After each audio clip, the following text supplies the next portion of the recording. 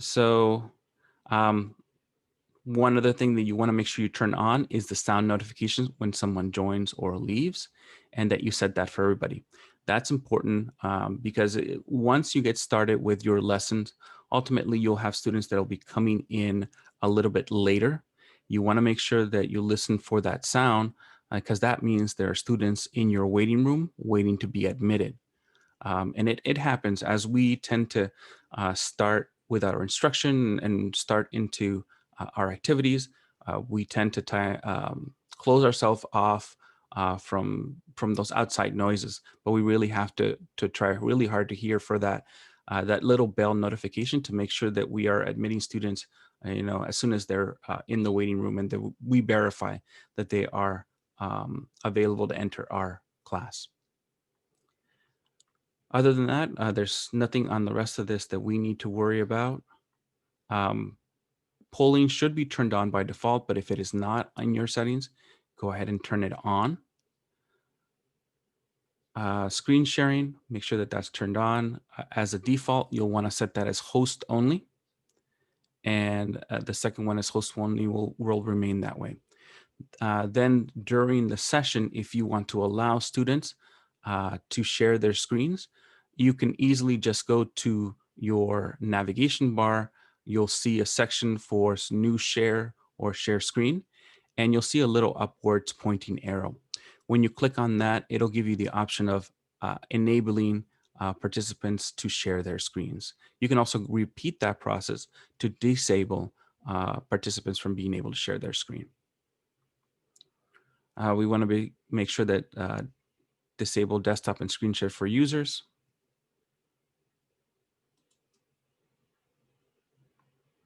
Is turned off. We want to make sure that annotations are turned on and that we allow saving of shared screens with annotations. And at this time, I think I'm going to change really quick. Pardon this little setting. There we go. We're going to want to turn on the whiteboard and allow saving of whiteboard content. We want to make sure that nonverbal feedback is turned on, meeting reactions are turned on. Allow remove participants to rejoin is turned on. Allow participants to rename themselves is turned on. And then hide participant profile pictures in a meeting, just because we don't know what profile pictures students might use. We do make it part of our norms to share with students that they need to select school appropriate avatars for their images, but just to make sure that we don't run into any issues, we want to make sure that this is turned off so that their avatars are hidden.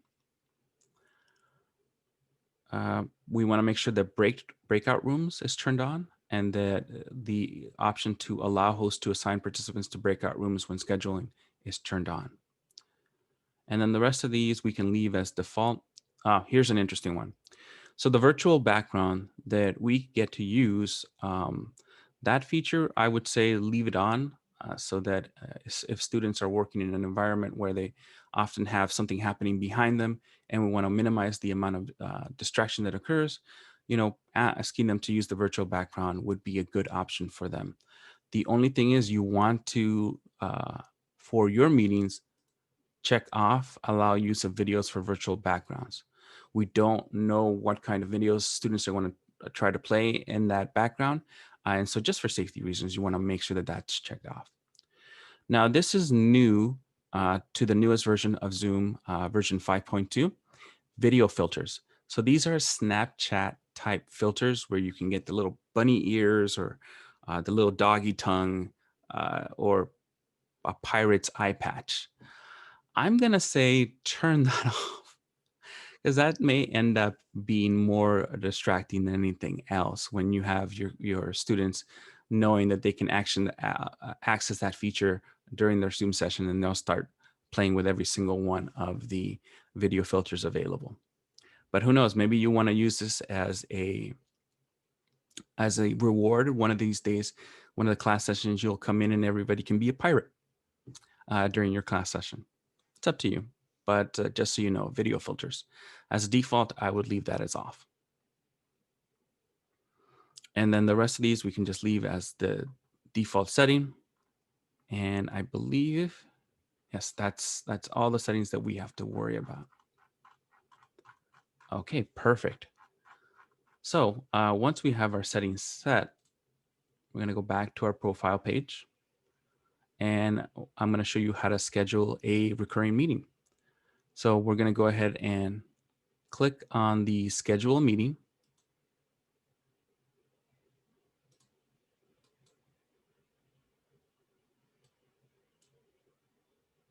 Oh, great question regarding the breakout rooms.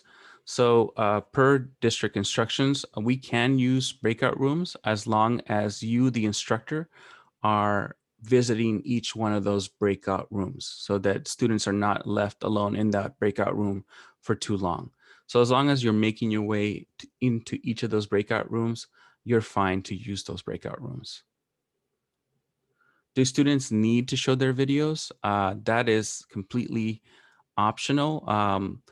I would check in with your school administrator regarding that. The district has not made any mandates about students having to show their video.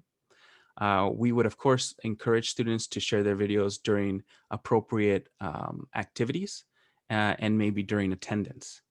But imagine you were playing a video or doing some direct instruction, then you would want them to turn off their cameras just so that you are making the bandwidth most available to you so that they're getting nice, clear images.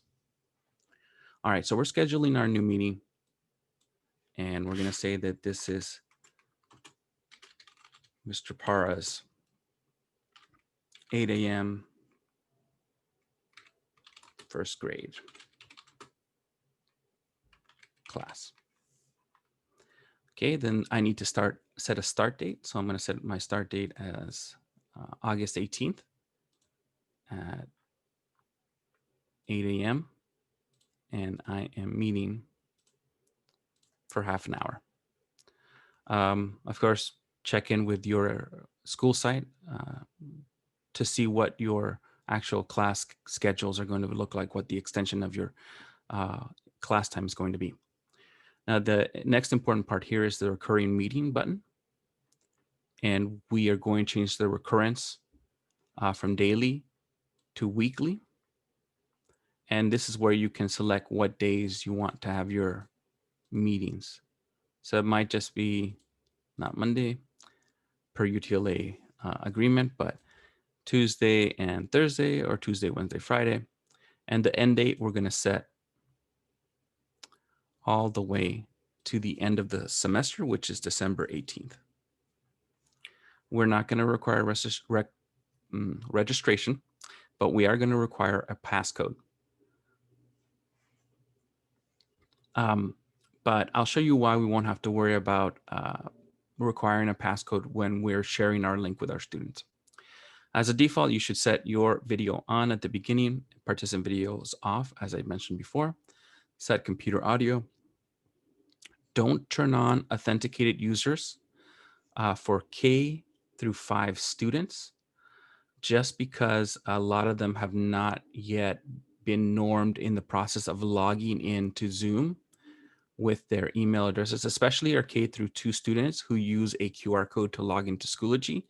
In many cases, they don't have their mymail.lusd email addresses to authenticate themselves. So please, for our K through 5 teachers, leave this checked off.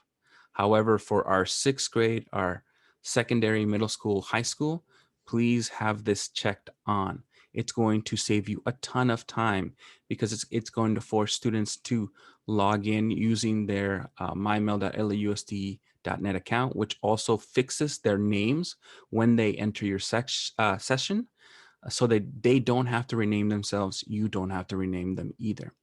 They'll come in with their last name, comma, first name. Alternative hosts. Now, this is very important. For each of your school sites, your alternative host is either going to be one of your administrators or your SAA.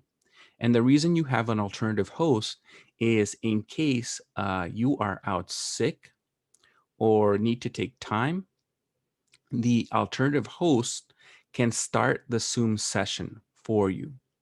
So the alternative host, if you're out sick, can start the session and then allow the substitute to log in and then hand off the meeting to the substitute.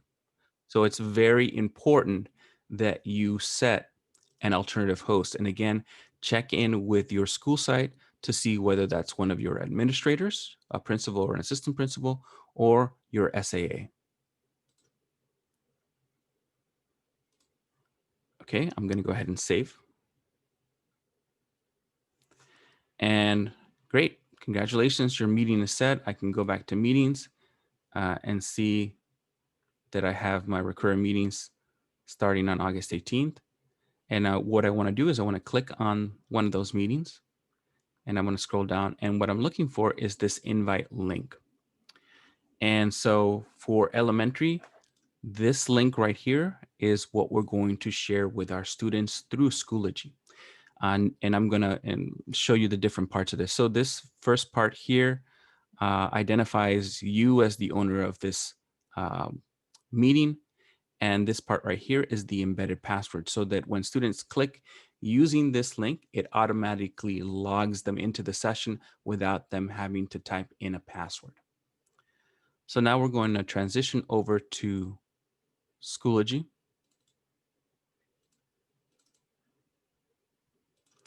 At lms.lausd.net. We're going to log in as an employee using our single sign-on. I'm going to increase the size of my screen, make it easier to see. And then I'm going to use my top navigation bar to click on courses, which is just another way of saying classes. And I'm going to use one of my sample courses, the 6th grade digital citizenship. And this is how we go about embedding a link for elementary school instructors. We're going to use in our materials page, we're going to use the add materials button. We're going to hit it and drop down to add assignment. You can set breakout rooms pre-assigned on, and we can talk a little bit later about how you go about pre-assigning breakout rooms. Okay, so for my link, I'm going to say start here, 8 a.m. first grade class,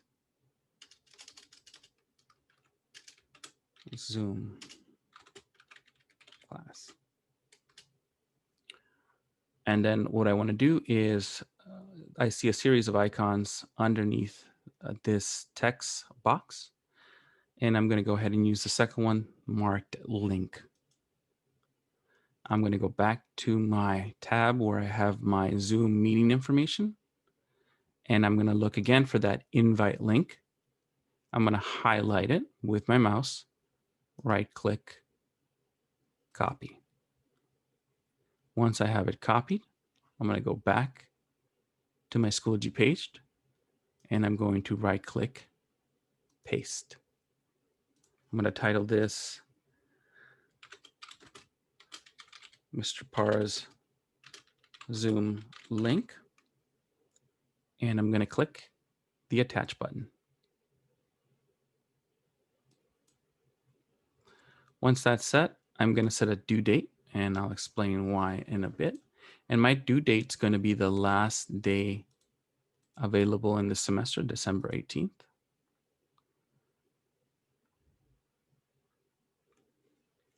Okay. I'm going to set this as ungraded. Mr. Parra, really quick, are you adding a folder, add assignment? What did you add? So I'll go back. Let me create this. Thank you for the question. I went to add materials and I added assignments. So if you want to add another level of organization, what we can do is we can add a folder and then put our link in the folder, but that kind of defeats the point. It kind of hides it. So I've created my link. It puts it all the way down at the bottom of the class stream. but I can always click on it as a resource and oops.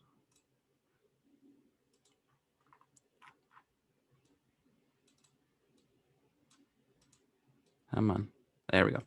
And just hold that mouse, drag it all the way to the top. Now, the important reason why we create it as an assignment is that if you see up here on the upper right-hand side under upcoming, that consistent assignment is going to keep on showing up here for students. But more importantly, if I exit out back to the main screen, as soon as students log on, without even having to go into any of the courses, they can see the link right here. Now, I would probably make one minor change to this and say start here for Mr. Parra's class, 8 a.m. first grade Zoom class link. And then all students have to do is click on that and then on the link, which we did not finish adding. Sorry about that. So edit.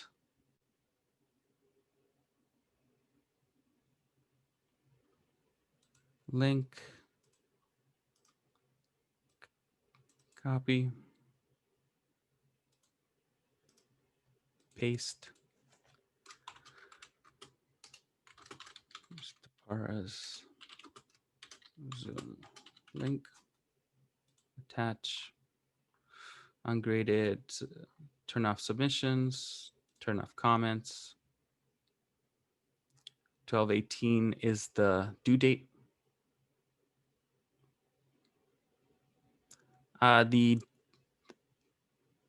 dates should be the same for all grade levels. So I'm going to go ahead and save our changes.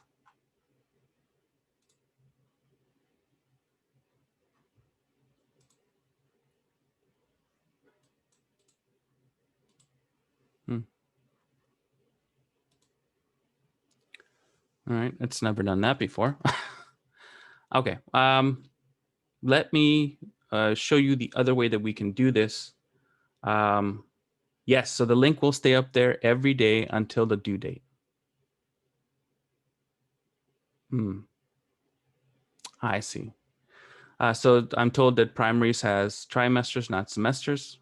So please check in with your school site as far as determining when your last day is for this school year, for this half of the school year.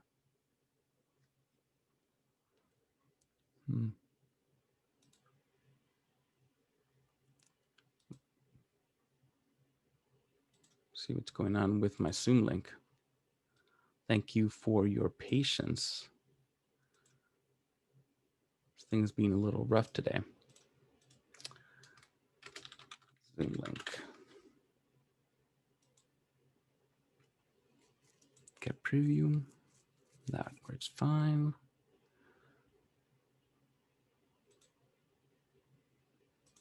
Grading period.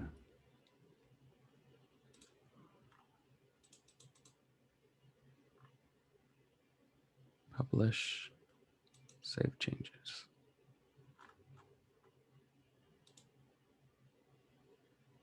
There it is. And so students will click on the link, click on the little chainmail, and it'll take them straight into the meeting.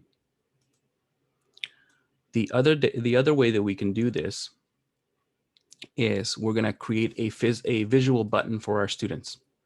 So we're going to open a new tab. We're going to use a shortcut for Google Docs called doc.new, which just opens up a new blank doc. And we're going to create a button for Schoology. I'm sorry, for Zoom. So we're going to use the insert image, search the web, and search for Zoom logo. I found one. I'm going to select it. I'm going to click insert. Okay, and then I'm going to insert, or actually open this up in, sorry, I'm going to shrink this down to about the size of a button. And then I'm going to use the insert link function, which can be found under format or also by right-clicking the image link. And then I'm able to paste my Zoom link in here. So I'm just going to go back, select my invite link, right-click, copy, paste, apply. And now that I've created a button with my link, then I have to do a selected, right-click, copy, go back to Schoology. And then I'm going to use, for this, I'm going to use the update section. Again, that's the update section. And then in my text box, I'm going to right click, paste. And then this is a very important, next to the post, you see this little bubble with a plus sign on it. I'm going to click on that and select the announcement. So we want to make this an announcement. And the reason we're going to do that is when we click post and go back to materials, then that announcement stays on top of the page as a visual button. So I'll show you what this looks like for students. So as a student, I log into this course and I see this big, huge Zoom button that I can now just press, and it's going to launch my Zoom meeting. No need for a password. It just goes straight in and I can join from my browser without even having to use the application or install the application. And so that's an option that is available to you, is either to use the upcoming. And again, the pro in that is it's going to continually stay in that spot until you reach the due date. Excuse me. The pro of the announcement feature, the button, is that, you know, it's very visual, very easy to find. You can actually even overlay some text on there that says, hey, click here to join our Zoom meeting. And it's very friendly. The downside to it, though, is that this is the opening page for everyone. So when students come in, this is the first thing they see. It is visible right now, but as the semester goes on and more announcements are made from all the other students' classes, that's going to get buried. And so the student has to get used to going to courses, their particular course, and then click on the button that will remain on top of the materials list to head to the Zoom links. So, we leave it to your discretion as to whether you would want to use the button feature or the assignment feature for elementary.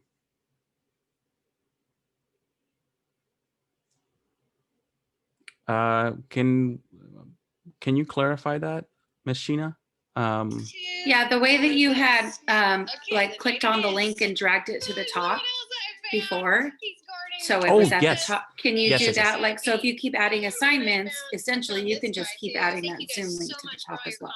Correct? Correct. Yes. So you can keep doing that. It's one of those things, though, that, as you're going through the school year, and you're juggling so many things, you might forget. Whereas this button itself, it's this that's the difference between the two. That one requires a little more maintenance than the other, but one is also more accessible than the other. So those are the two options that are available for elementary. Now, if you're interested in this button ability, would anybody like to know how you could create internal visual buttons for things like Class Dojo or Google Classroom, things like that? Is anybody interested in that? Okay. All right. Then I'll go through that real quick. So in Schoology, there is a function under materials to add what is called a page. And the page function allows you to post things within that section without the student having to click through on assignment to get to the assignment details. So let me show you. We're going to go ahead and click on add page. And we're going to call this easy buttons.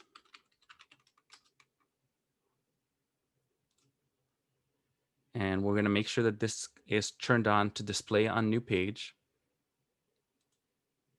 And we're going to go back to our untitled document. And we're just going to insert image, and we're going to search the web, and we're going to look for Google Classroom. So I found the little classroom logo right there. I'm going to shrink this down a bit to about the size of a button. And then I'm going to go to classroom.google.com.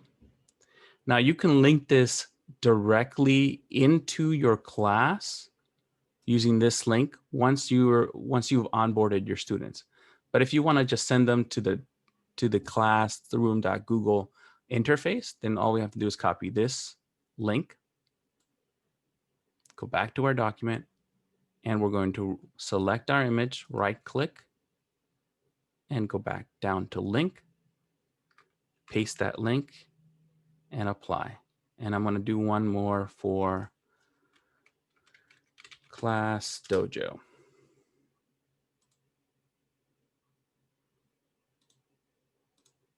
So I'm going to grab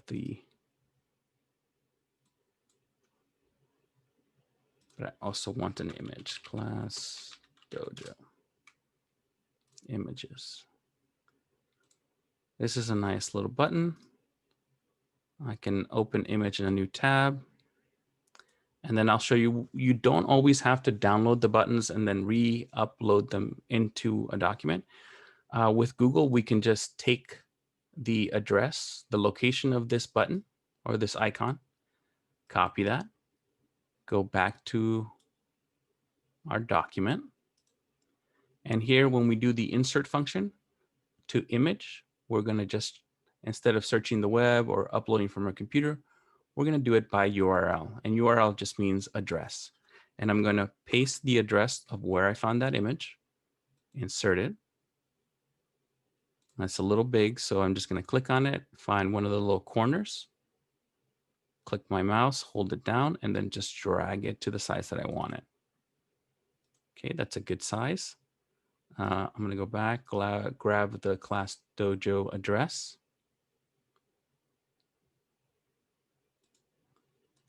Select my image, right click, link, and paste and apply. And now all I have to do is select both icons, right click, copy. I'm going to go back to Schoology, and in that create page section, all I'm going to do is paste.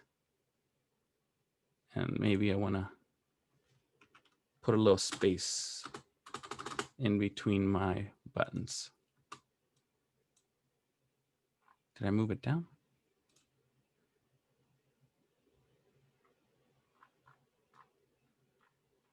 Okay. Oh, guess I deleted it. Let me go ahead and edit and add it back on there.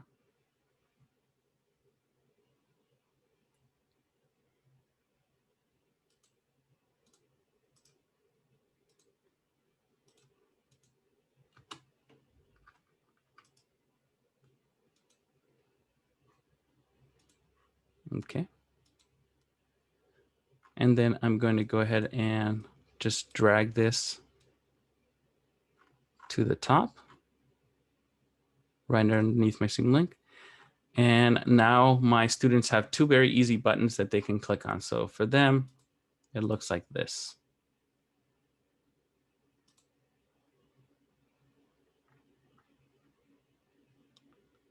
So they can just click here. That's going to take them to Classroom, and they can click here, and that's going to take them to Dojo.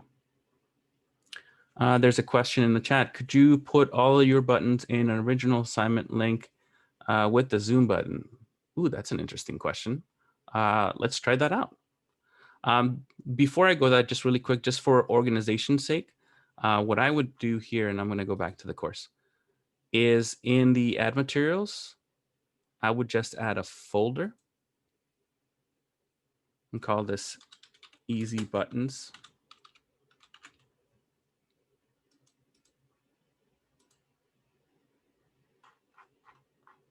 Take that easy buttons folder, bring it up to the top, and then drag my easy buttons into it.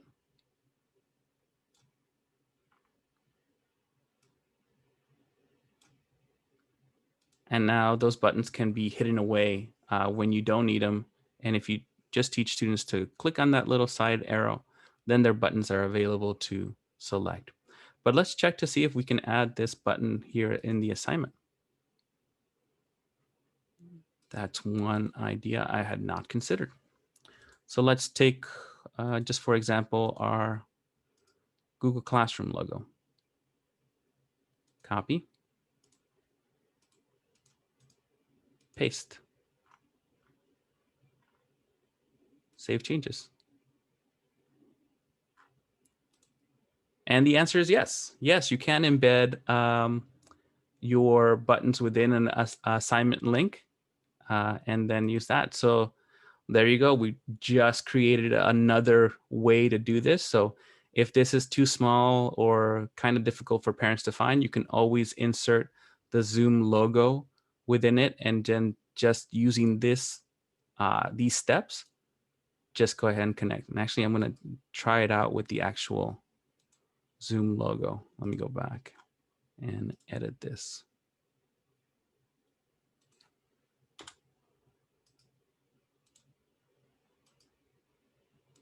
Paste.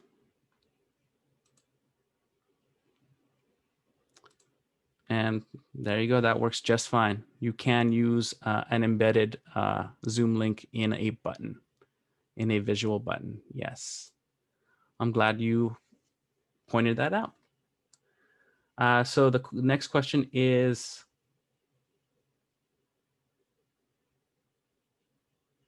a table within your announcement. The only problem with that is that yes, I guess you could create a table within the announcement and create buttons into it. It would just be a little difficult to add in the imagery, but you can definitely add text and link the different texts to the particular pages that you want your students to access.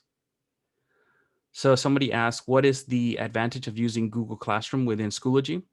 For most people and for students, the alignment to the use of Google resources, and I'm talking about Google Docs, Google Slides, Google Sites, is much easier within Google Classroom than it is within Schoology. So the issue sometimes with Schoology is that its security features are so deeply embedded that if a student connects to using their Chromebook to more than one account, so they connect to the MyMail and they also connect to a personal Gmail account, that sometimes when they go into Schoology to access a Google document, Schoology will say, well, you're not the appropriate person to access document. And it could be that it is connecting with their personal Gmail account information. And so Google Classroom takes that out of the equation, because in order to access Google Classroom in the first place, you must be logged on with just your mymail.lausd credentials. And so that means that anything is posted in Classroom, you'll have automatic access to. So if the teacher disseminates a set of slides and sets it so that each student receives a different a copy of those slides, then those students are not going to have a problem accessing those slides. Or let's say you have a group setting where you have a group of 4 students that are going to be working on one set of slides. Well, in Google Classroom, you can assign one slide deck to 4 students. And so you can group them in that way and say, okay, these 4 students have access to this slide deck. And then the next 4 students have access to this slide deck. And it's all a process of selecting the slide deck you want to check and just checking off who you want to be part of those groups. And so it makes it easier to share and use the resources. Unfortunately, the downside to using Google Classroom is that they have not created yet a way to export grades easily out to Schoology. And as far as right now, the district is requiring us to input grades into Schoology and use the grade passback, the MySays grade passback, in order to submit our grades for each of the 5, 10, 15, and 20-week sessions, just so you know. Okay, so now that we have are samples of how we're going to embed our link for the elementary level. We've actually figured out a couple different ways using the button in the announcements, creating easy buttons in a folder, and also embedding a, a visual button within our assignment. Does anybody have any questions regarding creating a Zoom link for the elementary level in Schoology?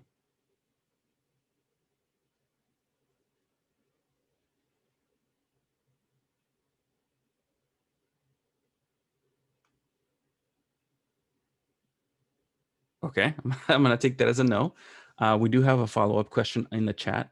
Will grade passback finally be working for elementary? Yes. So this is where I need to point out something very important, and that is after you've created an assignment in Schoology, and this is for our elementary folks, we need to make sure that we set the learning objectives alignment so that the domain that is being practiced in this assignment is going to be transferred onto the student's report card. So the way we set our learning objective alignment is we click on this alignment button. We click on custom learning objective, click on school, and that's how you're going to reach the LAUSD elementary school report card domains. And then select the appropriate content area. And then for this, for example, this particular assignment is in the domain of effective expression through writing. So I'm going to select that and then add the learning objective. And so when I transfer the grades for this particular assignment, they're going to transfer over with this alignment onto the student's report card. So this step-by-step guide is provided on my website under PD resources and under the Schoology resources for teachers, the gradebook setup and creating assignments. Okay, I'm gonna go back and very quickly show our middle school and high school folks how, what we're expected to do. So middle school and high school, unfortunately, we don't get to use the fancy button or the assignment link. What we are required to do is we're required to use the under add materials. We're going to go down to add files, link, and or external tool. And we're going to select external tool. And from tool provider, we're going to go down all the way to Zoom meeting. We're going to set a title, Mr. Parra's 8 a.m. to 9 a.m. history class. There's no need to put anything else in. I'm going to click submit. The resource is going to go all the way to bottom, so we're going to hold it and drag it all the way to the top. And then we're going to go ahead and click on it. That's going to open up the Zoom options within Schoology. And all we have to do then is go ahead and find the blue schedule a new meeting button. Click on that. Our topic is already set. So then we're just following the same steps that the elementary folks did. We're going to set our start date on the 18th. We're going to set the duration of our meeting, and it might be 1 hour. We're going to click on recurring meeting, change the recurrence from daily to weekly, and then set the dates that we are going to meet with our kids. So that might be, since most of us are going to be on even odd schedules, that might be Tuesday and Thursday. We're going to send our end date.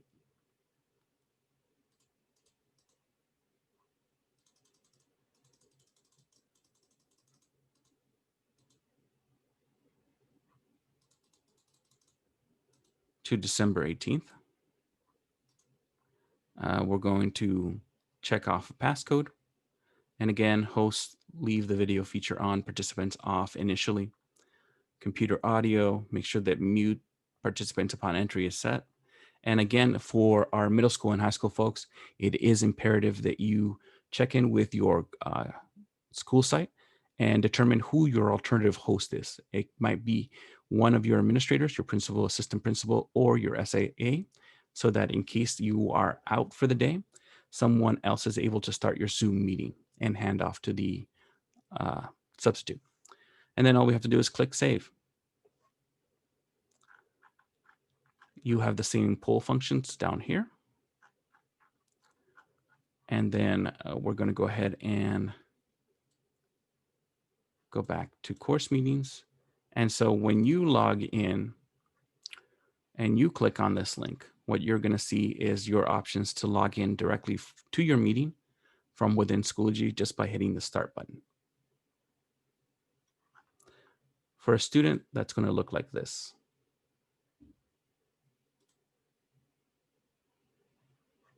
So student logs into the course. They log into here where it says Mr. Parra's 8 a.m. to 9 a.m. history class.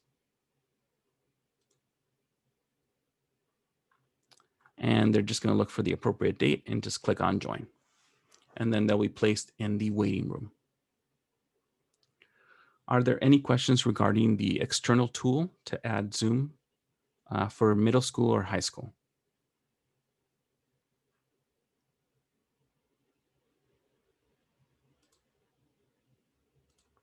Okay. All right, let's go back to our agenda. So we covered this, and then we jumped over to setting up our Zoom link. We have some time, so I think we can go back to practicing Zoom functions. Is everybody okay with us going back to practicing functions, polls, reactions, whiteboards, participant options?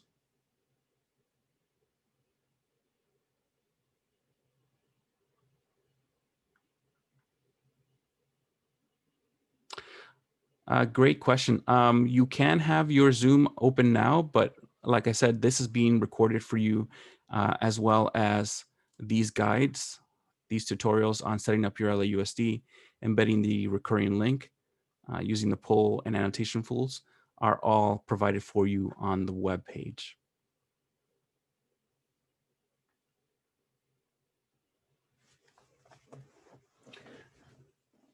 Great question, Ms. Parada. You're gonna want to share your Zoom meeting information from Schoology just because that is the most secure location. However, in the case that you're having communication issues with the parent, you can make an individual call to send a parent a direct link. But we, or ITD, I should say, would rather we keep all of our Zoom link information behind the wall, the access wall of Schoology.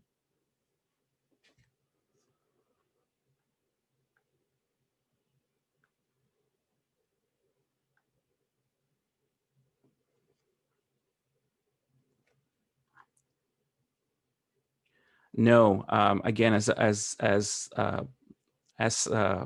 protocol, we do not want to email out links.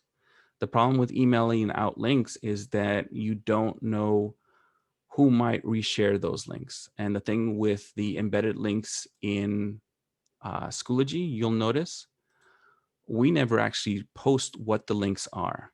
These are buttons that will take you to the page, but do not show you what the actual address is. Same thing with the embedded tool, and same thing with the assignment. Even down here where you have the link, it only says lausd.zoom.us, and it actually doesn't show the remainder of the key with the embedded password. Ms. Simmons, just so you know, that is a school-based issue. So check in with your counseling to see if they are post-committed in their programming. Once counseling has post-committed themselves to their programming in MySys, then within 24 hours, those classes will be generated and created for you onto Schoology. Okay, so we got some yeses on going back and looking at the features to use within the meeting. So we're going to go back and The first one I'm going to show you is the poll function. And so to create a poll, once you create your meeting, all you have to do, and so this is today's meeting, the Tech PD, Schoology, and Zoom, is access your meeting information, scroll all the way to the bottom, and there is the poll option. It's always checked off by default, but if not, you can always select it.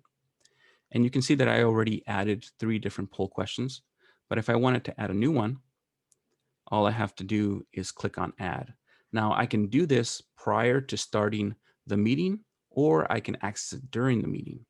Let's say that we got into a really good discussion and I'm having students check in with one another in small 3 people groups in breakout rooms, and I want to add a follow-up question after they come back. Well, all I have to do is click on add, name this poll, and we're going to say that this is test sample poll. What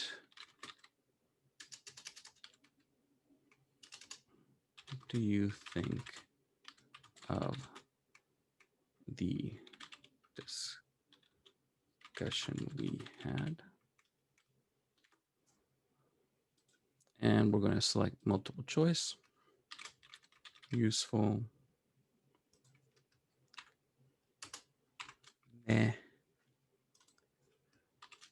it was okay, I guess. I can continue adding questions under the same poll, but I want to just send out this first one. So I'm going to click save. And I'm going to show you a quick little video of what happens afterwards, because Zoom doesn't allow you to see my administrative navigation bar. So that's kind of a pain, but that's okay. We resolved that. Let's see. Use the poll function.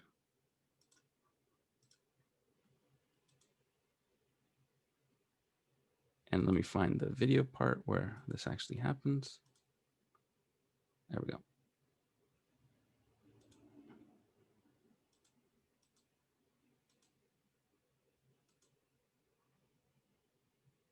Some other questions that I have already pre-created prior to this video. Also note that you can create new website during a meeting. So what we're going to do is, once we bring up our screen share functions,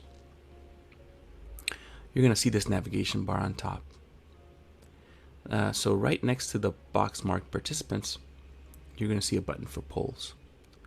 All we have to do is click on that button, and you see up here there's a downward pointing arrow. If I click on that, it opens a drop down menu that shows me the sets of polling questions that I've created. So if I go down to the one that we created, polling 3 sample questions, then it shows me all the questions that I've created under this poll. And all I have to do at this point is launch the poll. The poll will not be visible to participants. They're able to answer and interact with it. Please note, though, that you must have access to the application either on your phone or on your PC or Mac in order to use this function for participants. If participants are logging in using the web function, they will not see the poll. So as people are answering the questions to the poll, it gives me a timer, shows me how long this poll has been active. When I've decided that, we're about done taking submissions, I'm just going to go ahead and click the end polling button. And then I have 2 choices. I can either share the results with the participants, or I can relaunch the poll question. But that's it.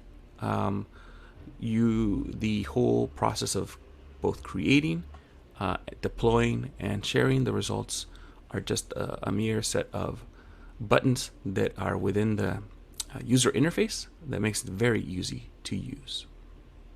Thank you for watching this video, and I hope you found it useful. Okay, and so that very dreamy voice. Just gave you that information on how to using the polling function.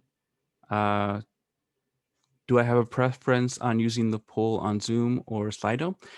I actually don't have a preference, and I've actually used another application called, and it escapes me at the moment, Mentimeter.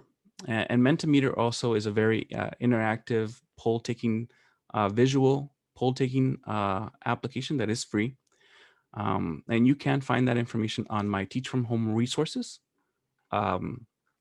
But there's a number of ways that you can create that interaction, and it's completely up to you and what works best for you and your students. Again, none of this is mandatory except for Schoology and the gradebook. Everything else is really at your discretion to see what is going to work in your classroom with your kids based on your judgment. Okay, so the question was brought up, where are the questions created beforehand? And so that's back in lausd.zoom.us. If you just click on your meetings, once you create your upcoming meeting or you have a recurring meeting, you're going to just click on the meeting names. If you have a recurring meeting, you just need to click on one of the recurring meetings. Scroll all the way to the bottom, and you're going to see the poll section, and you can just click on add, and you'll create your poll, your questions, and your answers, your available answers. And so you can create your questions ahead of time, or you can create them during the session. There's a question regarding, will the district put a list of resources that we can use or cannot use? Yes, so the district will use a list of things you can, or I shouldn't say that, things that are approved by ITD to use, but the district has not yet, as of yet, put out a list of applications that you cannot use. So of course, use your own discretion, but in my career, I've used a number of apps that weren't approved by ITD just because they were beneficial for my students. And of course, I made sure that the students' data was safe, that students weren't using their own names, that there was some sort of approval process so that students weren't just adding materials or information without my knowledge. But you really can use your best judgment in deciding what tools to bring into your classroom. Now, the benefit of using the tools that are provided by the district is that most of the time, those are tools that the district paid for, which means they have access to guides or experts that can provide additional support, and also that there are advanced features that are available to you. Versus if we use our own discretion to bring in third-party tools, well, we may have to pay for upgraded functions, and most of the time we don't have access to someone to guide us through the better functions of those tools. So, but again, this is at your own autonomy. It's your classroom. You run it the way you want to run it. Okay. Hopefully that answered the poll question.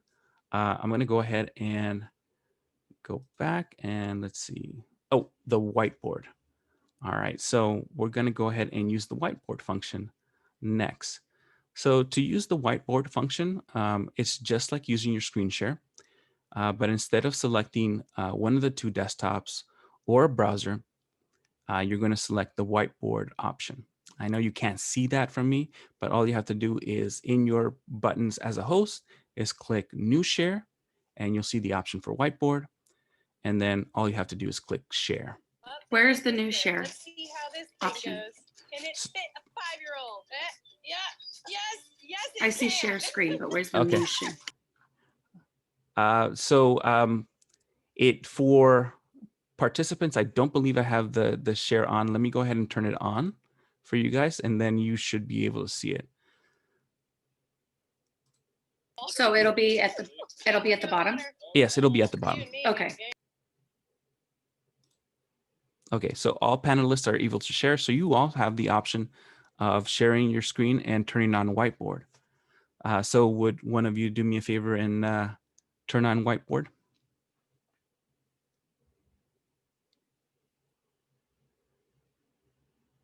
Awesome. And so we're all able to participate in the whiteboard function. What we get to do is annotate. So for us, if you're looking at the top of your screen, view options, annotate, it'll bring up a little bar, and then we can type and say, hello, everyone. We can also use stamps, little hearts, arrows, and our formatting tools. Whee! And then the person who's doing the annotation, you have the option to disable annotation by participants. So if you look at your navigation bar at the top and you click on more, you'll see an option to disable annotation. And so once the host or whoever is sharing the whiteboard disables annotation, then no one else can add anything after that. How are people adding things? So everybody has the function to annotate. So what you do is you're going to move your mouse towards the top of your screen. You're going to see a green little bar that says you are viewing Ms. Shannon Pass's screen, and next to it, view options. And then if you click on view options and move your mouse down, you should see the option to annotate.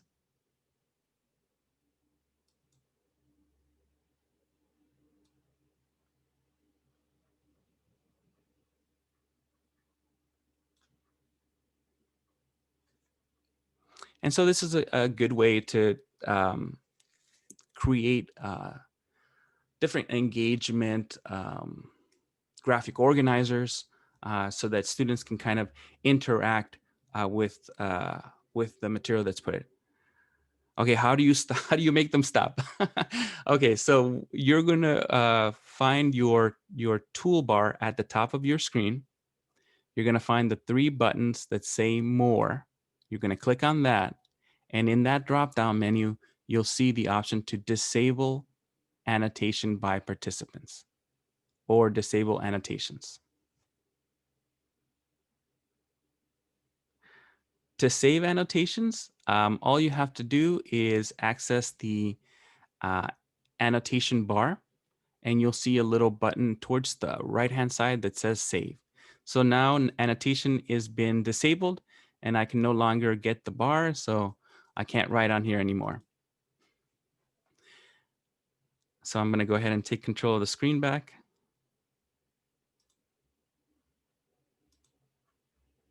Thank you so much. And so that is completely at your access, and of course it's the kind of thing where you have to build out norms with your students, and there's certain expectations. However, just so you know, you can have show names of annotators. So when students annotate something on the screen, their name will be attached to it, so you can see who is posting what. And that feature is right underneath the option to disable annotation for others. Okay, I'm going to go back to the chat. Oh, so somebody is asking about annotation on the Chromebook. So great question. If you are connecting on a Chromebook with the web version, you're not going to be able to annotate. But Chrome has an extension for our Zoom.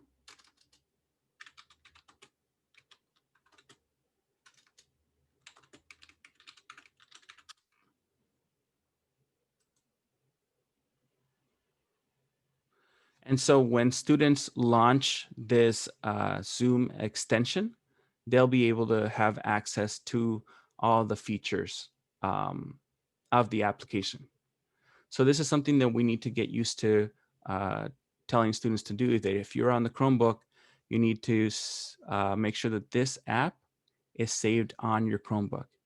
The good thing is that because students log into their Chromebooks using their MyMail accounts, if they launch this app once, it'll be associated to their account. So they can open any other Chromebook device, and as soon as they log in, this Zoom application will be linked to their account. Yes, so that will still work. So what students will do is they'll launch the app first, sign in, and then they'll go to your Schoology page, and they'll just click on the link. All this is it's connecting the application. So when they click on your link, instead of opening that meeting in a browser, it'll open it up in this extension program or application.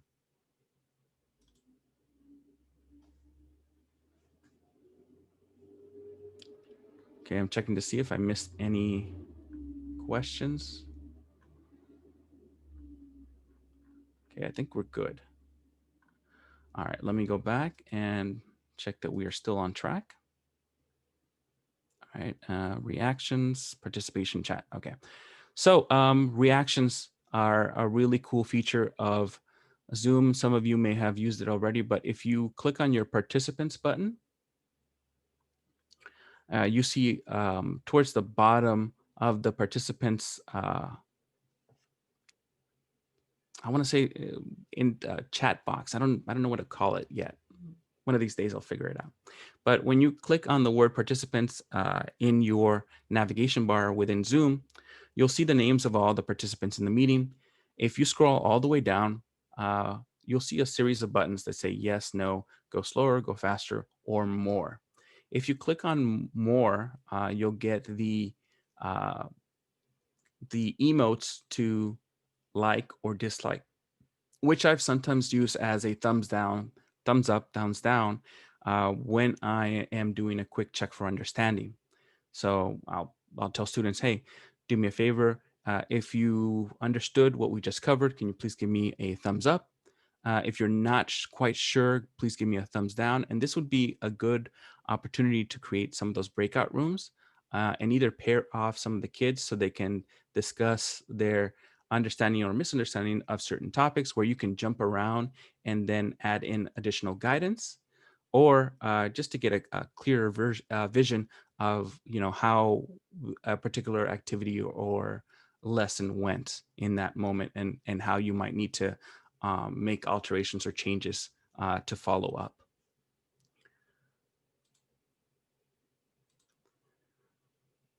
Beyond that, you also have the option of, show my video panel.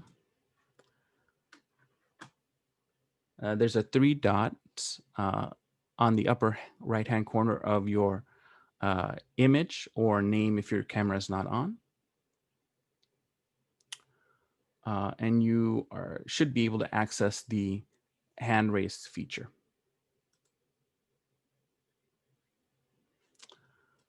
You're also able to access that feature, excuse me, in the participants chat box.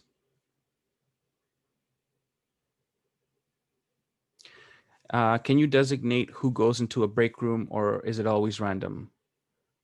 You can dictate who goes into a room. So let me show you how that works. Yes, I did bring that. So when you click on the 3 dots on your navigation mark as a host, you're going to see the option right under chat for breakout rooms. When you click on that, you will see the number of participants, and you're going to decide how many rooms you're going to create. And then you have 2 options. You can either distribute people automatically, which is the random selection, or you can manually select who goes where. So let me set 4 rooms, and I'm going to create rooms. And in those rooms, I can assign who goes there. So can anyone else not see I can't see what you're doing. For some reason, it's still on your slides. Yeah, no, I'm sorry. The thing about showing aspects of Zoom functions is it does not broadcast those. So I'll talk you through the process, but then I'll go back and create a video just like I did with the polling function so that you can actually see the boxes. I apologize about that. Just Zoom doesn't like to broadcast out the tools that the host is using. So like I said, I'm going to talk through the process, but I will create a video and I will post it on that mrparra.org website as a follow-up. But thank you for bringing that to our attention. So again, from the host navigation bar, I'm going to look for more, those three little dots. Right underneath the chat option, I'm going to see breakout rooms. Once I select how many breakout rooms I want to get, and I said 4, then I'm going to get a little assign button next to my rooms. And all I have to do is check off who I want to send in there. So let's say that I want to send Ms. Cabral, Mr. Gust, Miss Simmons, Mr. Don, and Miss Lee to room 1. And then I'm going to assign to room 2, Mr. Mack, Miss Randy, Miss Smith, Miss Cornell, Miss Mendoza, and a whole bunch of other people. And then I'm going to assign the rest. And you're about to all take a quick little trip.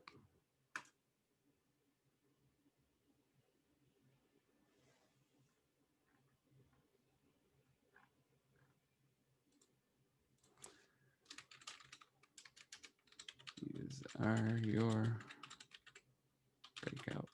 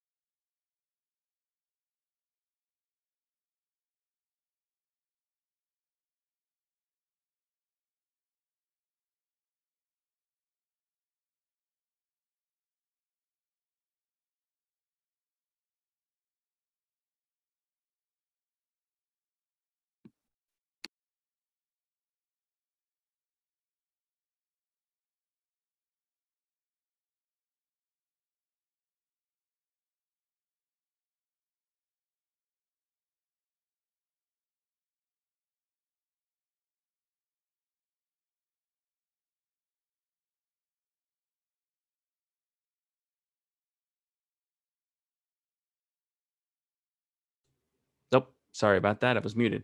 So sorry, I was answering the question. For those of you who couldn't see anything, it was because your participants, everybody had their camera turned off. And so since everybody had their camera turned off, all you were seeing was a black background. The next question that I see is, how does a teacher visit the breakout rooms? So once you've assigned students to the breakout rooms, you get a little interactive window. And you can see where you sent each of the participants. And next to the room name, you're going to have the option to join. And so all we are going to have to do then is just click on join, and we'll join that particular breakout room. And then in that same area, you'll see a function to leave that room, and then join another one. And the next question I see is, can you set up groups prior to Zoom session? Yes, you can. And I'll show you how. So we're going to go back to our meeting room. And what you're going to want to do is you're going to want to select one of your recurring meetings. So I'm going to select the first of my 8 a.m. first grade class. And here I'm going to edit this meeting. And I want to edit them all. And right here where it says registration, you're going to require registration. And then so you're going to set it so attendees register once can attend any of the occurrences. Once you set this and save this, then once you share the registration link with students, they only need to click once on that registration link, and then their names will be saved to that session. After that's done, you'll see an option down here to set up your students ahead of the meeting, because you know that you're going to be seeing those same students or those same participants for all of your following Zoom meetings. So this does require a little bit of work ahead of time, because you do need to have students register once so that they're associated with that meeting. But after they're associated with that meeting, you then have the liberty to change those groups at any time prior to starting the next session. I do have a how-to video on how to do that, and that is contained within the mrparra.org website. But if you have any additional questions regarding that, I'm going to take this opportunity to add my email in the chat. Feel free to reach out and ask any questions or let me know how I can help support you in anything that you're trying to do using these tools. All right. Let me check back at our agenda. All right, we covered the participant options, the chat. We covered this. Okay, so let's take a moment and look at setting up your gradebook, adding assignments using folders. I know we covered some of this in a couple of the other topics, but I want to specify or focus on these couple of things. All right, and someone did ask me about how do we see a course through as a student. So when you log in or select a course in Schoology, on the upper left-hand corner, you're going to see the image that represents your class. Right beneath that, in very, very small text, you're going to find the course options. If you click on course options, one of the first options you have is view course as, and this is where you can view the course as any of your students. You also have the option to send messages to all of your participants, all of the parents registered to that particular course through their students, as well as edit information about the course. And also go to the recycling bin in case you accidentally delete some assignments that you didn't mean to delete. You can go into the recycling bin and pull them out. So when you delete something in Schoology and it's not automatically gone, there is still a possibility to get it back. And that's right here in the recycling bin, just so you know. Okay, so gradebook setup. There's a difference between the gradebook setup from elementary and secondary, the middle school, high school. To set up your gradebook for the year, we're going to look at our navigation tools to the left, and we have materials, updates, gradebook, and grade setup. So what we want to do is click on grade setup. How long does it remain in the recycle? I believe it's there until you manually set to delete forever.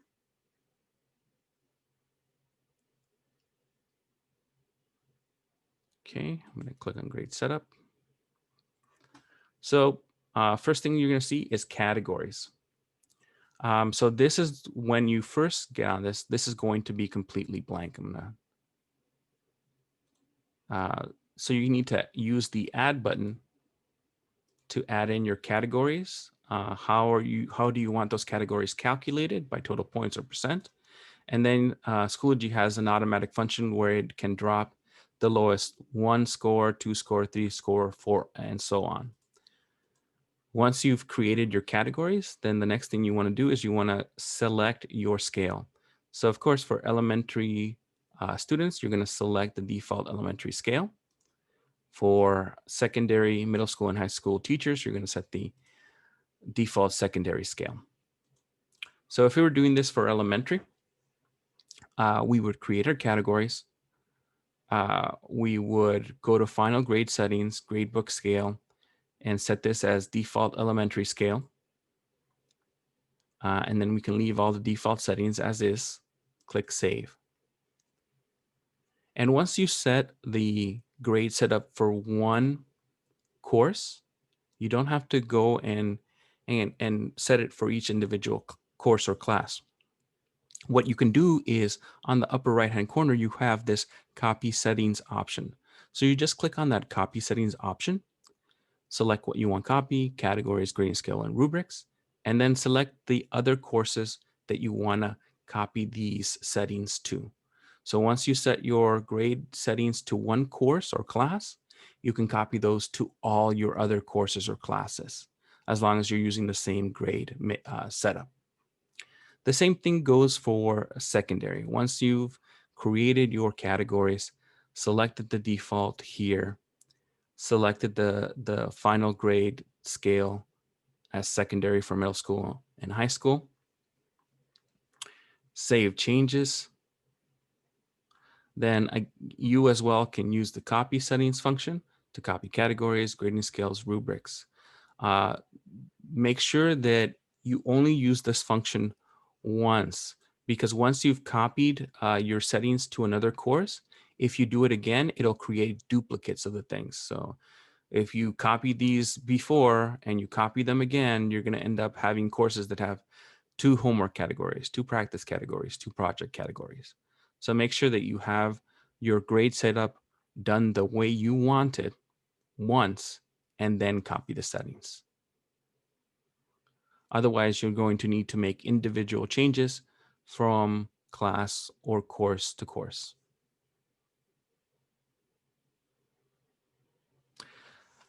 So we had another question. Can we set up a class in Sandbox, folders, buttons, etc., and move them to our actual class? Absolutely. So if you have your Sandbox available, then all you have to do is once you set up your materials within your folder, then all you have to do is you find the little spoke to the right-hand side and you use the copy to course function. So you can copy this directly over to the courses once they're generated within Schoology.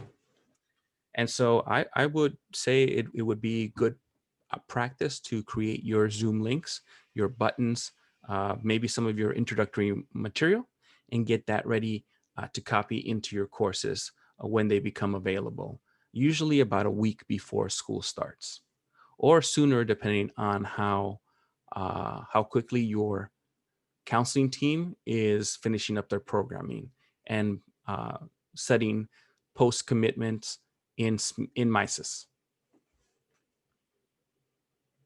Can they all be moved at once? Absolutely. So what you would do in that case is you would save as a resource.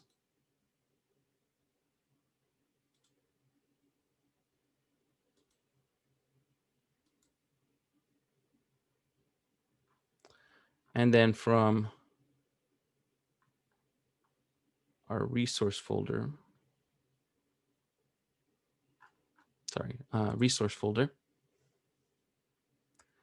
you would essentially put all your materials in a resource folder. So let's say this is going to be period 1 or class 1, social studies, 8th grade. I move all my materials from my Sandbox course into resources. And then when I'm ready to move them to a course, I select this button. It selects all of the assignments and resources. And then I use the edit copy to. And then I can copy all the resources at once into the course. So you don't have to do it one by one.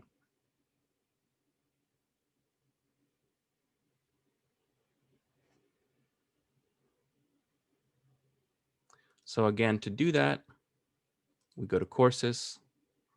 I go to my sandbox, for example, and I want to save. Actually, there's an easier way to do this. So once you have everything that you want in your course, you go to options, save course to resources.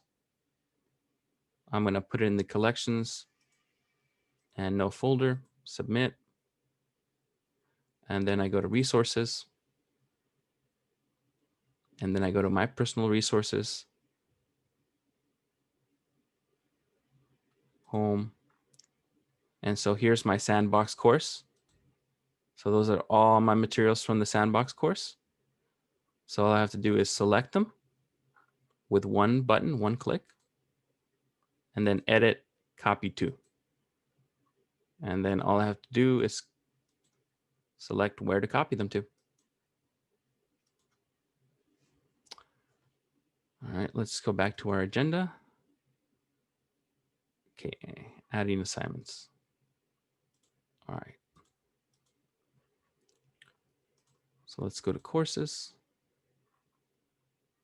And really quickly. So if we wanted to add an assignment from our course materials page, we just go down to our drop-down add materials section and click on add assignment.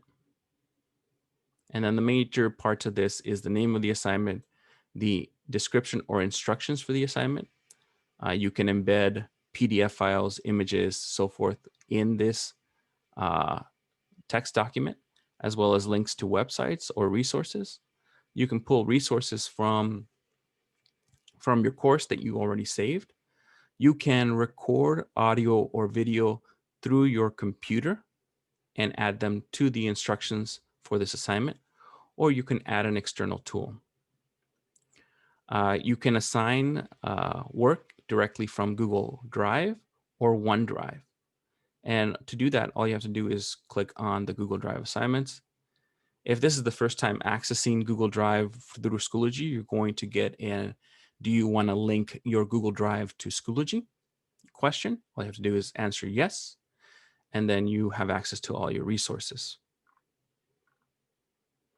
And let's say that I have, I have a social media assignment that template. So here's my template. Will social media help or hurt your college or career goals? If I want to make sure that this is the right document that I'm sharing, I can click on view. It shows me my document, and this has the unfilled questions. Perfect, that's what I want. So I can close this, select it, and attach. And now students will each get a copy of this file to work on. And when they're finished, I'll show you how I'll be able to grade that. So I'm going to set the due date to today, homework, 100 points. Oh.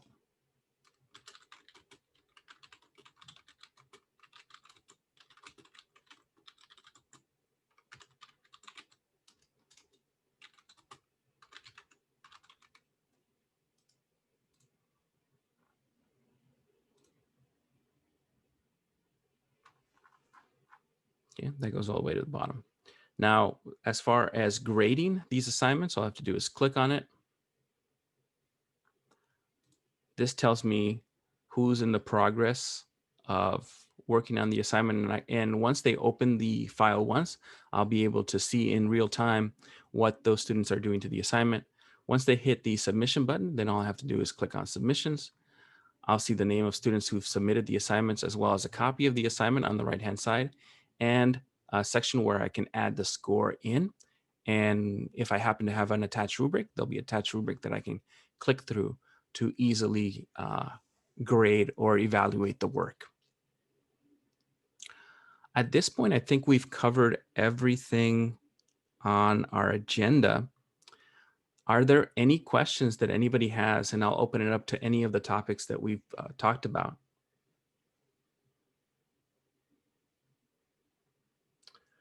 The only thing that the district is mandating regarding Schoology is the use of the grade book and the MySys Passback.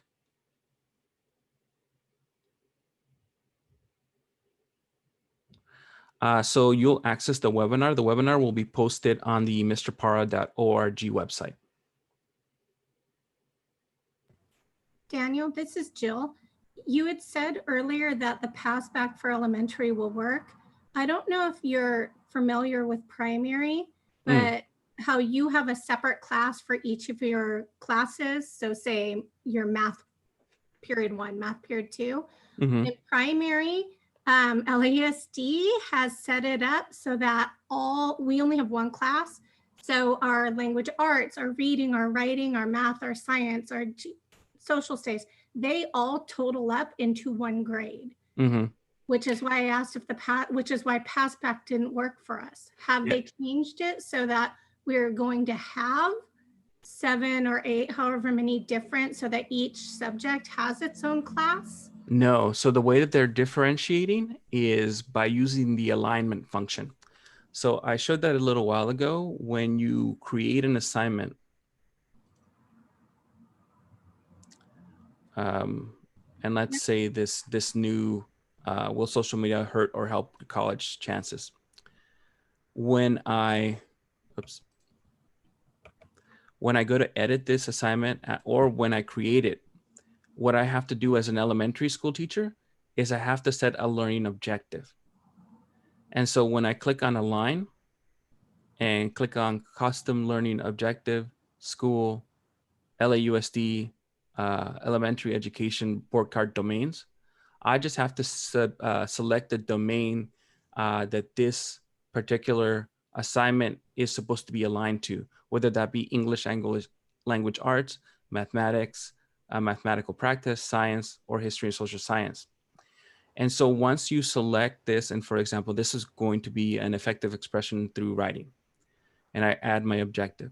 So now that this objective is aligned to this assignment, when you do grade passback, that's how the system knows how to transfer that information in for the student's report card.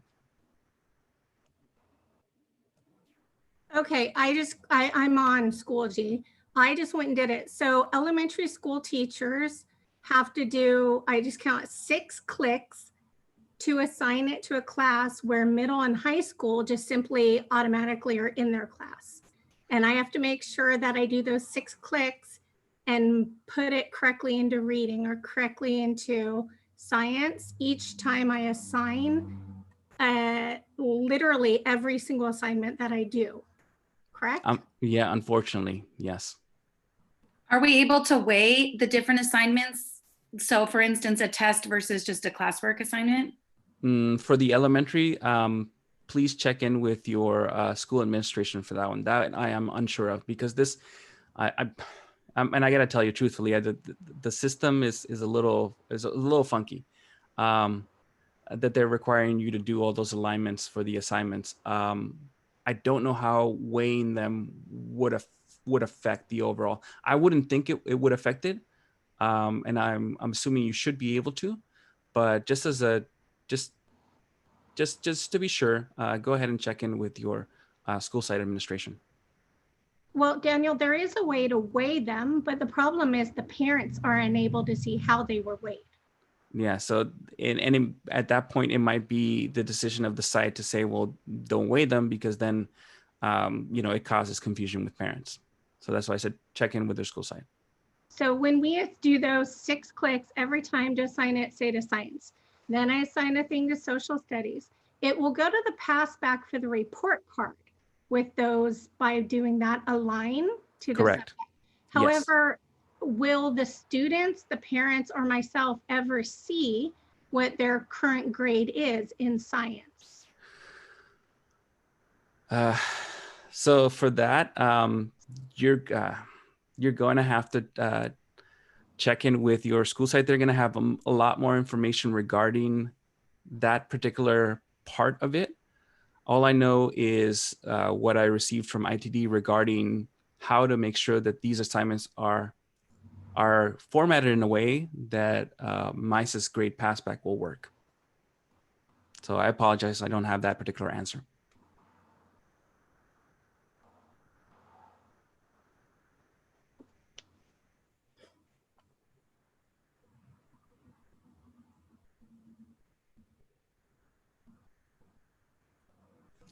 Someone asked on the chat, if I have a Zoom meeting to reoccur, can I set it for different times for the same link? For example, if I want my students to Zoom at 9 a.m. and then again at 10:15. Yes, absolutely. Any recurring link is good to use at any time in the day. So as long as you in Schoology differentiate what time you want students to log in. So you're just going to copy the same invite link, you're just going to change the description in Schoology so that it reflects the time that you want the students to log in.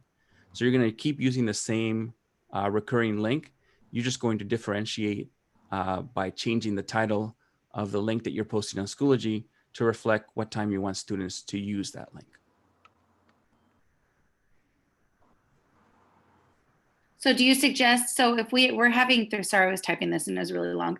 If we have 3 different courses throughout our day, so I'm a 5th grade teacher, so the way that they, the district had put our schedule together was like 3 different block periods. And maybe the first one's ELA, the second one's math, and the third one's either like a social science, health, PE, whatever. Do you suggest that we do a different link a different Zoom class link per portion? No, for elementary, that doesn't make sense. Okay. And you're not being required to do so.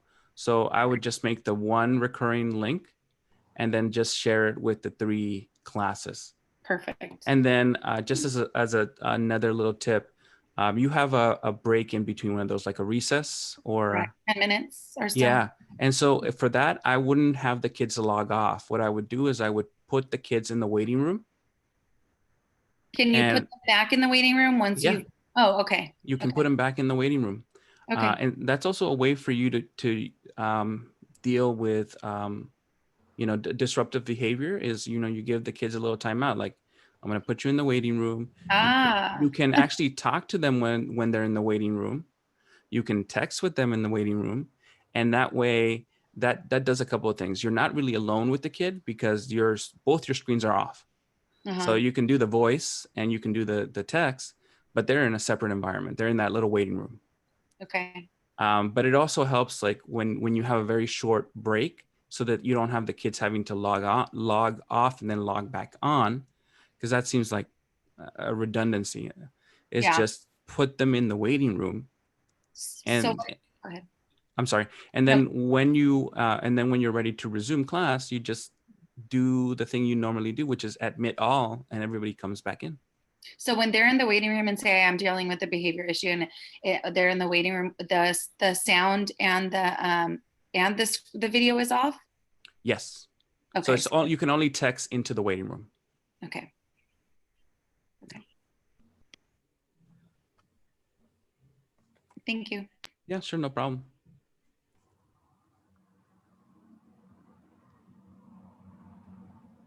So there was a follow-up question. Will we as teachers start the meeting through LAUSD Zoom or through Schoology? It's your choice. Both will have the same effect. If you start the meeting from Schoology, it doesn't differentiate from you starting the meeting from the lausd.zoom.us website. So your choice. Somebody else asked, how about student work? How do students submit their work to posted assignments? So that depends on how you post the assignment. If you post the assignment directly into Schoology, then the students will type in or upload a picture or a document to submit their work. If you created your work through Google Docs or Google Slides, students will each get a copy of those materials. And that's a lot easier to deal with because all students have to do is complete the assignment within the Google resource. And then within Schoology, just hit the blue submit button. And you're able to see the students working through the document before they submit. And after they submit, you're able to apply a grade to it. I have videos on how to grade student work in different aspects on Schoology, and that's on the website, mrparra.org. I also have videos from the perspective of students on how to submit assignments. That's also available on the mrparra.org. But if you ever feel that there's an instructional video that would be useful for you, your parents, your students, or your community, please reach out to me. I'm more than happy to make arrangements.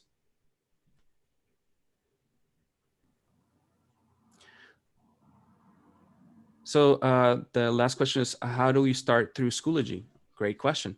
So within Schoology, the same link that we provide students, we're able to use ourselves, and the system will recognize that we're logging in with our district email and we're the ones who created the session. So it'll automatically log us in as host.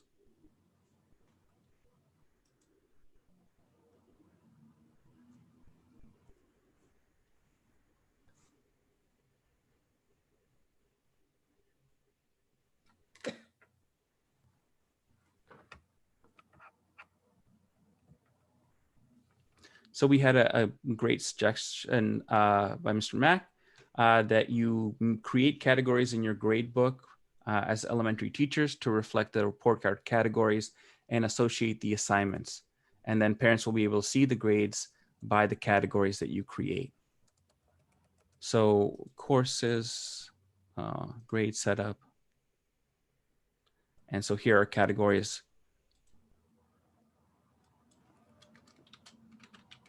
Might be science.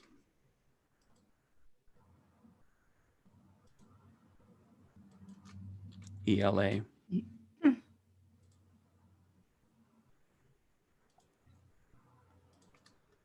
Math. Practice. Thank you. I will pass that along. That's a great suggestion.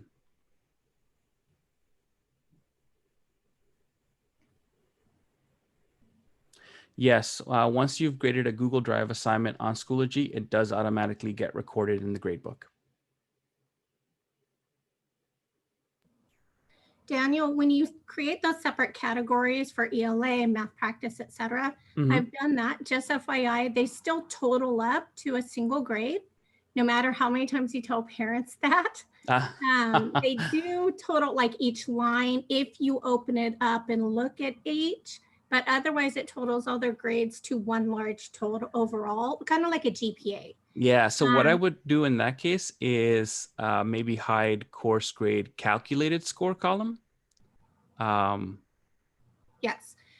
And then with that though, when you do that, then inside those, if you scroll up to where you added the ELA, you can't do like a subcategory to that for like tests and all that, can you? Yeah, no, unfortunately not. There's only one level. Okay, that's what I thought. Thank you.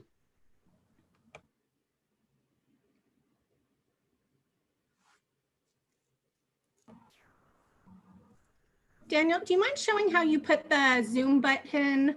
I mean, you did it on the assignment page, but how you got it all the way to the very top? Oh, sure, absolutely. I forgot.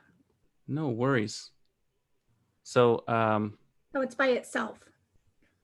So we have the start here Zoom link class link, and what we do is we click on it, and we just hold down our left mouse button, and we just drag it to where we want it. Sorry, no, the one up at top above that really. Oh, this one?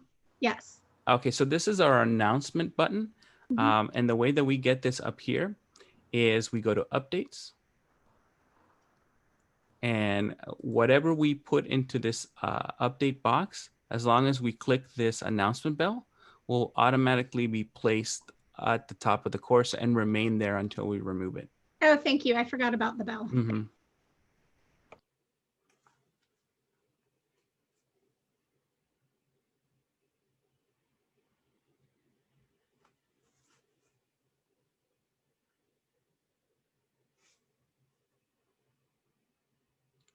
So we're at 10:57 at this point.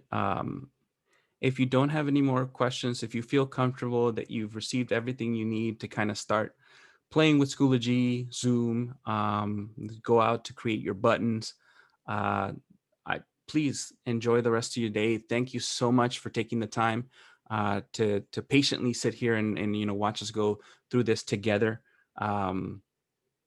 But I encourage you, if you do have questions, stick around. I'm not leaving until every last person's questions are answered.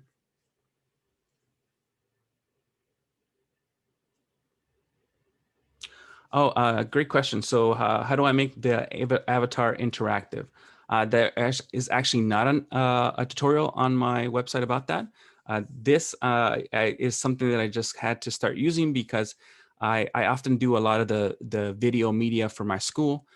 So I use a camcorder as my webcam, and I had to take that down to record some videos on my school site. So I just haven't put it back up. So this is a very easy way to create an avatar so that you're just not staring at a blank name plate. So this is called Loomie, Loomie, and you can search that up on Google, and I will add that information on the mrparra.org website. And all it is an interactive avatar app. It is free to use. And what it does is it has software in it that basically times the movement of the hands and the mouth to the cadence of your voice. So that as my voice picks up and I get more energized in my speaking, my virtual hands start to move more. It's actually a pretty nifty little trick. Someone asks, is there a sign in, sign out? There is not a sign in, sign out. Check in with your particular school in case they provided you with a sign in link. But as far as from my end, I was not provided any sign in, sign out for you guys.